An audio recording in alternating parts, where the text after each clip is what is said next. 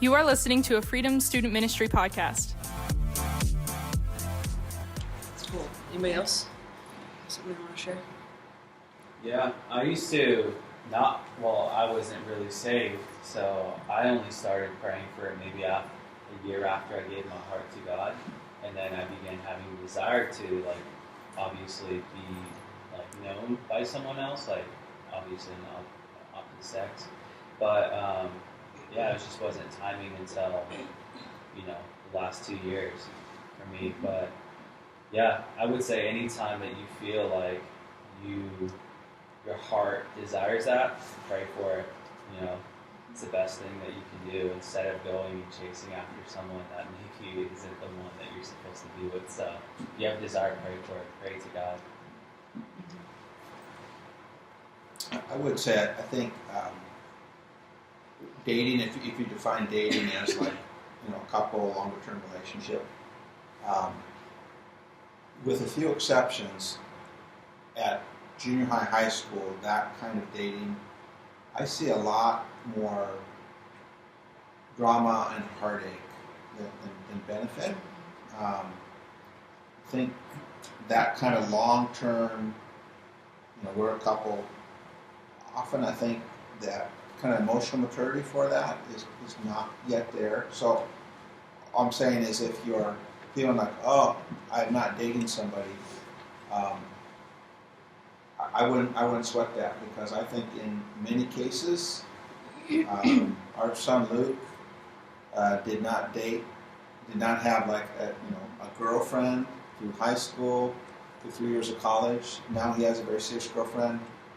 He's fine. He had a great relationship. So I think this pressure to say, I've got to have somebody that's important. I know there's pressure in school, but I just have seen a lot of hurt feelings and stuff that's that's a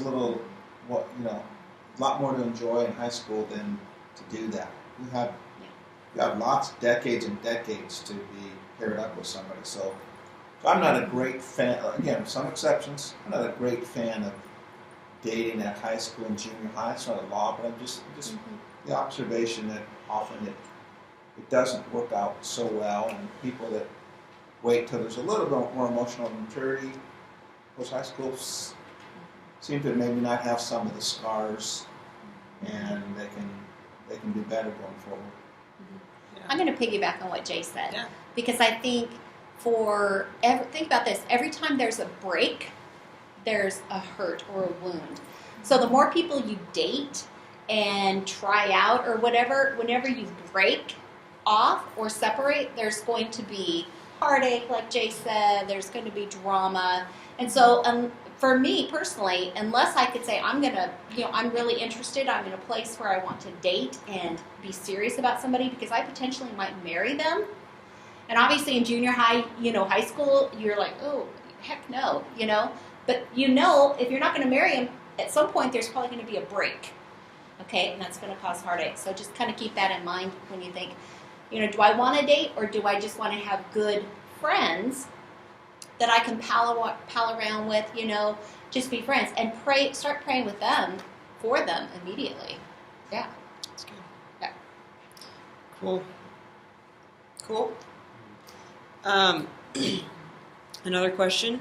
Is it wrong for the girl to be older in a relationship? Older than the guy? Is it wrong? Nope. I like myself's older woman, so I married an older woman because they're more mature. So that's a big thing. Usually it's the opposite in our culture. It takes guys longer to mature, and that's true. Statistically, it's true. Longer than girls. Girls mature way, way earlier. But because of where I was mentally, I felt like I was already at that maturity where I can relate, and because I don't know, I've been fortunate to experience a lot of life situations and traveling in all sorts of different areas and doing so many things that it's not hard for me to relate with older women. Yeah. So, no, but it depends. Is Lon older than you? Oh yeah, she's 3 years, almost 3 years older than I am. So. There you go. Real life example. That's good. I think whether the guy or the girl's older isn't the issue. Yeah. I think the older you get, the less significant the age gap is. Like, so Wendy and I are 3.5, I'm 3.5 years older than her. But we started dating when she was like 25 and a half and I was 29. On the other hand, like if you're a sophomore in high school, and dating, say, like a freshman in college, I think the difference there is quite, it's just kind of like a 4-year-old to a 7-year-old. Like, that's a lot of difference, right? Yeah. So the older you get, the easier for the gap to have, you know. Yeah. But when you're your guys' age, you know, I think, you know, within maybe a couple years, but if you start getting 3 or 4 years when you're in your teens, there's a lot that happens just physically, psychologically. So the older you get, though, that guy, girl, that doesn't matter. But there's more. You're able to have a little bit more gap, I think. Okay, cool. How do you navigate relationships with friends when they're in a boyfriend or girlfriend relationship? That's tough. Sometimes, right? Because sometimes they don't want you around because they have their thing.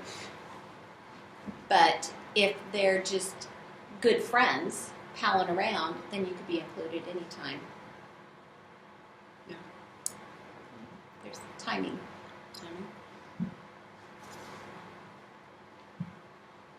I say be bold. So they're a couple. They're still your friends. I mean, treat them as your friends. I mean, if they say go away, go away. But Yeah. I just think this idea that you pair off with somebody and they spend all their free time together. You know, just say, hey, I'm not gonna. Let's say you have friends with a guy. You're a girl and you're friends with a guy and he needs a girlfriend. Just say, hey, I'm not trying to steal a girlfriend. You're just a friend. You know, so. If they set the boundaries for you, obviously you got to respect that. But I think we're just friends, you know. By the way, same people that get married and they just cluster themselves. I'm talking adults. I do a lot of pre-marriage counseling. Get some friends, get some people to be there. So I'd say if they let you, just be that friend to that person, you know. So they're a couple now, but you're still your friend and enjoy the friendship. What if you have friends at school that are in relationships and like constantly bouncing around, and you're their sounding board? What do you guys suggest for that kind of thing? Like you have to hear the drama Define bouncing around. from person to person, Oh, boyfriend to boyfriend or girlfriend to girlfriend. it's a lot of drama. It's a lot of drama. It's a lot of drama. Save the drama for your mama. Anything to say on that? Students, anything to say on that? I think I was that friend to a couple of girls in high school, and it got really hard because I chose to just keep it all inside and not tell anyone because they didn't want me to tell anyone. They were telling me, and it just like created a lot of issues for myself. So like there's a line between being a good friend and also taking care of yourself and loving them enough to tell somebody else if something needs to be told, to confront them if you see something wrong and you have that good relationship. Like it's loving them to tell them if you see something is wrong and isn't going right, or if you see something that's not healthy, to tell them, because if you just keep it to yourself, it's just going to get worse or nothing better is going to happen. So I think that if you're that close to that person where they're telling you all these things, at least for me, I felt like I had permission to be like, hey, this is wrong. I know you. I know what your morals are and your values are. This isn't right. And then, but you have to also give them the freedom to choose what to do with that. So you can't take the blame if something goes wrong. Like it's not your fault that they broke up or that they stayed together. Like it's their decision. But if you come to them in love and you're like, hey, something's up, that's what I did. Yeah. Cool. Thanks for sharing And if that. there's ongoing drama and stress and hurt, it's kind of like, you know, maybe this isn't for right now. Mhm. Maybe sometimes we just got to say to somebody, hey, I care about you. Maybe this isn't working. So maybe you need to wait on that. All right. is it okay to stay single? Absolutely. Sure. Why not? I don't know if this question was stay single your whole life or what, but yeah. Do you guys have anything else to add to that? There's some benefits to it, whether it's for if God calls you to that for your whole life, whether it's a short time, but in between, it just frees you up to have lots of deep friendships. It frees you up your time to be with people, to respond to needs. Not that you can't do that when you have a deeper relationship going on, but that does take time. So there's just some good things about it. And if you are going to have a relationship later, you've got time as you're single just to grow and mature and see a lot of friends maybe go through ups and downs. And you're going to learn a lot. You're going to be more ready, I think, if you take time just to learn from what you see, what you hear, and if you're reading God's Word and you're around God's people, you'll learn too just more depth and wisdom for the right one. Yeah, again, like Jay was saying, there's a lot of pressure from culture that you need to be with someone in order to be happy, even.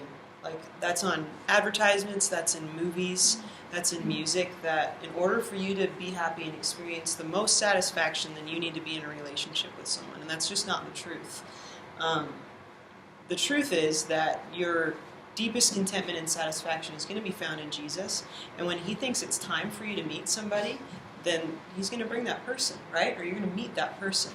And like Wendy was saying, just kind of saying what they were saying, God's going to prepare you, if you're seeking him, just more and more to be in a relationship with that person and then with other people as well. So singleness isn't a disease. I'm curious, how many of the youth are going to get married, or how many of you think you'll remain single?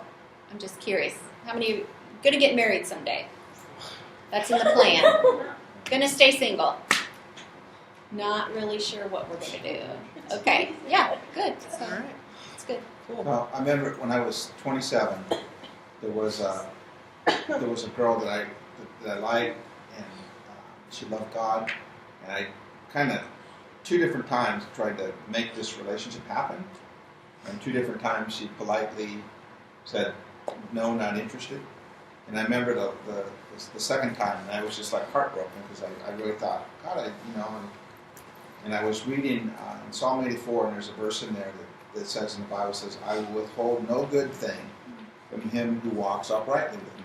And I read that, and I thought, okay, I'm trying to walk uprightly, so there must be someone better than this person. And a year and a half later, is when I met Wendy. And it's like, oh, God, that, it's like, I was kind of frustrated being single or not, but it's like God said, I've got something better for you. And I was 29 when I got married, so a lot of time being single there, a lot of eating banquet fried chicken, because I was single and didn't know how to cook, still don't know how to cook. But I got married at 29. I was a virgin when we got married. We waited till after we got married to be together sexually. It's been great.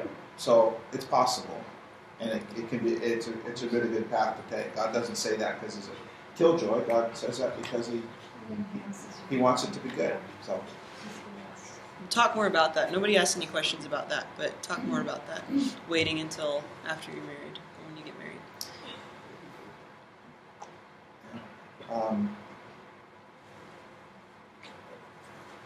Maybe I'll say this. So you guys, you've been in school, the health classes, and they tell you all the things. Look, you can get the STDs, you get pregnant, you could get, the emotional hurt, and all that's true. All that's true. It's very true. Don't have sex with someone unless you're ready to become a mom and a dad and be together for life to raise that kid. Because it's not fair to that kid to be raised when you just had a casual sexual encounter and now the child is being raised by the dad or the mom or, and I'm just saying, if you have sex with somebody You are saying, because babies do happen, that's how it happens. Even when people use birth control. So you need to say, before I do that, am I committed, if a child is conceived, to be with this person? That's what we call marriage, be the person for life. If you're not ready for that, you're not ready. You're not ready for sex. That's good. So that's just that part. Having said that, all that's true. But if you're a follower of Jesus, if you are a follower of Jesus, you want to be a follower of Jesus, then I do with my body what Jesus tells me to do. That's and he good. very clearly tells me not to be involved sexually before marriage. So for a Christian, it's like all you could get pregnant, you could get STD, emotional, but because I love God and I want to obey Him, that's my first priority. Yeah. They won't teach you that in school, but it's very true. So we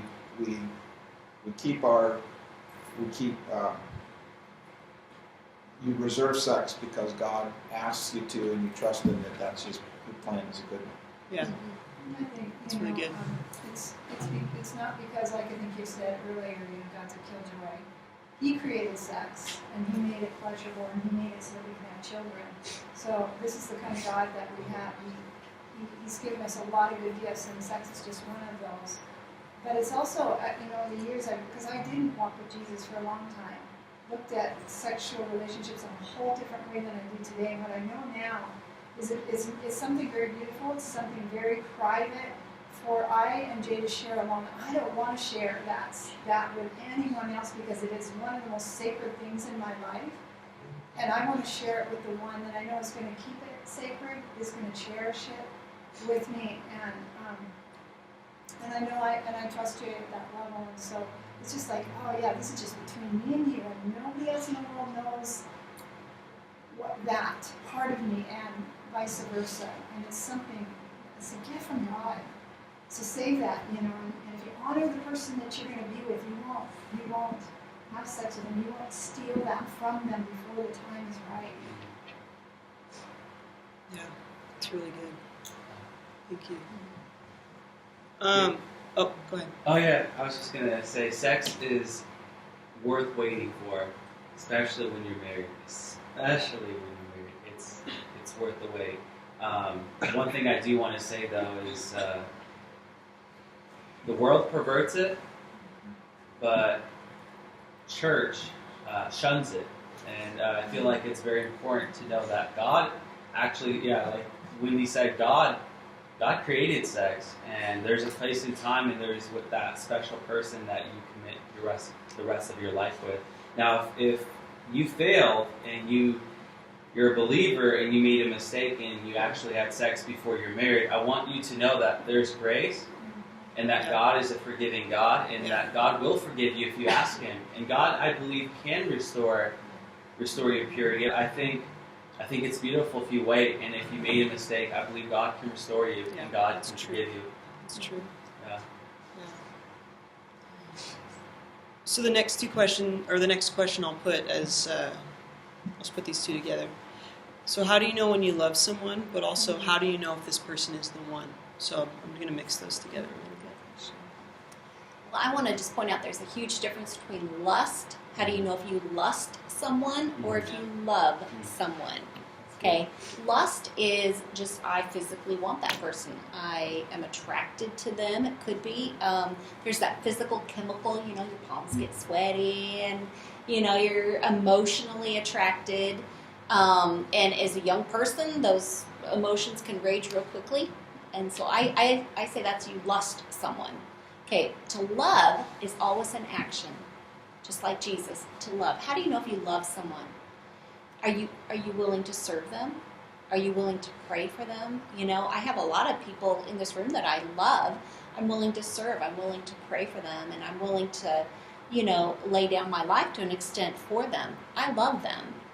I think that's the difference. Now, if we're talking boyfriend, girlfriend, how do you know if you love your someone? Are you willing to serve them like Christ? Love them like the Lord. That's a high calling. That's a lot. Right? And we do it imperfectly because we are imperfect, but we continually strive. What do you guys think? Chris just like that one too. Thanks. I think also, like, when you know you love someone, is that you take all their faults and you're not trying to fix them, but you take them for who they are. You're like, I want to work together with you to grow. It's not like you have to be fixed before I can be with you, because none of us are perfect, and we're not going to find that perfect person. Like, we're both, if both of you are going to be flawed, but you're going to come together and you're both going to love each other. You're going to be willing to grow with each other into something bigger and better. It's like you're willing to take their faults, take them as they are. Like even that saying to a person, "I love you," I mean in that romantic sense, I just think you got to be careful. You should be careful with that time, because for me, when I first said that to Wendy, it meant I love you, and I want to spend life with you. I didn't propose at the same time, but that it was that strong. So I think, it's like Jen said, sometimes it was just infatuation. Sometimes you're just infatuated with the person. Sometimes you're just you're in love with love, and just the feeling. But I think until you, and it takes a little time to know that, like, this is a person, I'm not saying propose, but you say, this is a person that I want to spend my life with, and I've had enough time to measure that. That's a point at which you can say, I love you. But short of that, I think it cheapens the word. Mm-hmm. So how do you know when a person is the one that you're going to marry? I have a neat story about that. Let's hear it. Let's hear it. So, Tim and I have been dating, and okay, let me take that back. We had been writing letters, paper, pencil, okay, because Tim was in college. I was actually finishing my senior year of high school. Don't laugh, Paul. So, he's 3 years older. So, we were writing letters, and he came home, and I was working that summer. And I worked Monday through Friday. Tim had been home that summer. Long story short, he asked me to go hiking up Round Mountain. Okay, and before he had always asked my brother and I to go, kind of as a group. Well, this time he asked me alone.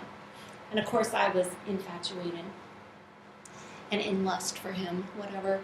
But I didn't want to waste my time if this is not the person God had for me. Right? I don't want to just mess around.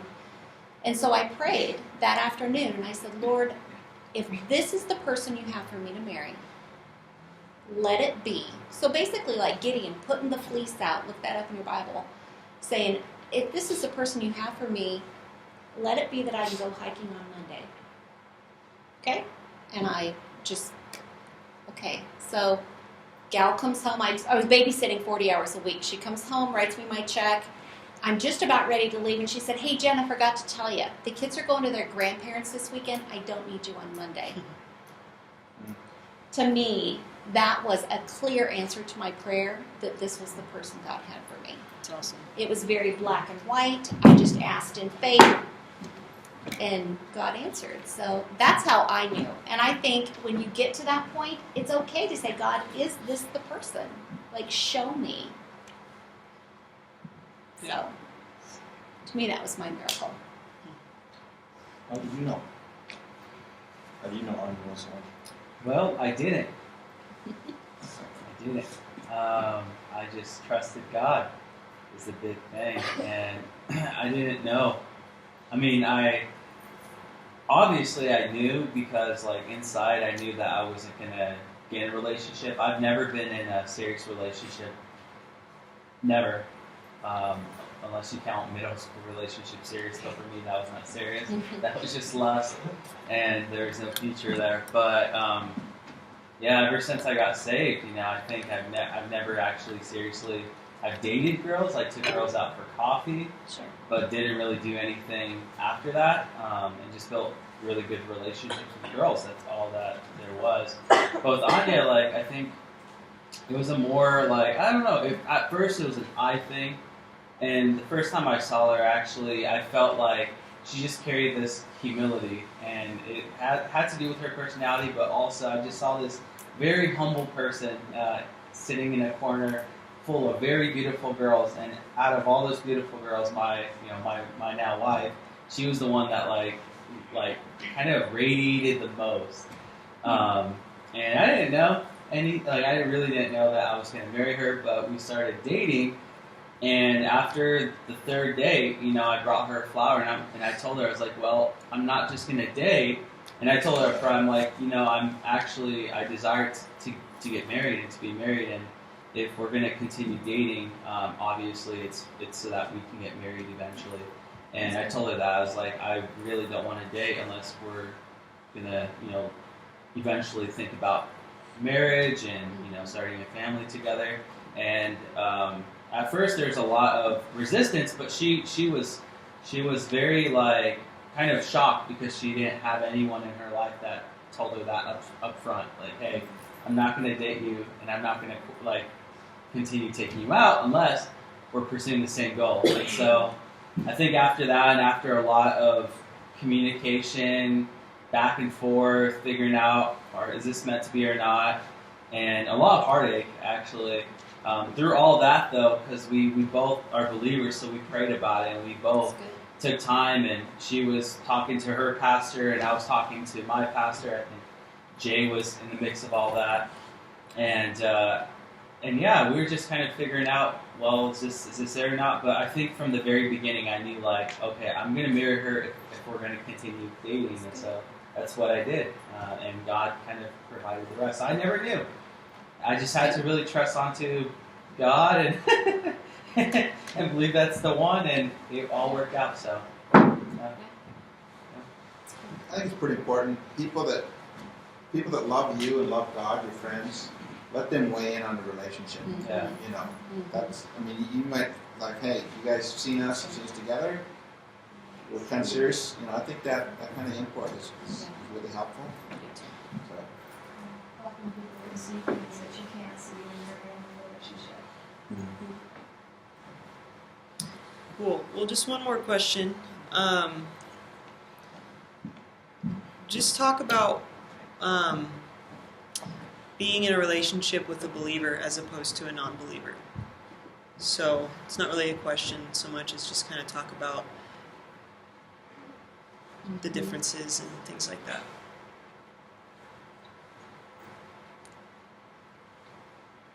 That's really important to be on the same platform with each other, because it overlaps in marriage. So how will you discipline your kids? Will your kids go to church? If you're on the same platform, you're going to have the same goals for them. You're going to have the same God who set down the laws for both of you to follow as you then lead your children. And if you get into a relationship or marry a non-believer, you'd be surprised at the small differences. Even if you communicate and talk and you've worked everything out, differences are going to come up. And marriage is, as you guys know, relationships are hard, friendships are hard, marriage is work. And so we want to give every advantage to making it work. So just being on the same foothold is important. Thank you. I think that too, there is a depth that is our whole beings are all connected. Our minds, our emotion, our body, and our spirit. We're one. We're not separate categories. So for me to have, for example, if Jay was not a believer and I would be able to have, maybe I'd be able to have his body, his mind, and his heart. But to be able, I'm not explaining that very well, but to be able to connect with him at this deepest level, because that's the deepest part of us is our spirituality, our relationship with God, where God, as a believer, lives in us through Jesus Christ.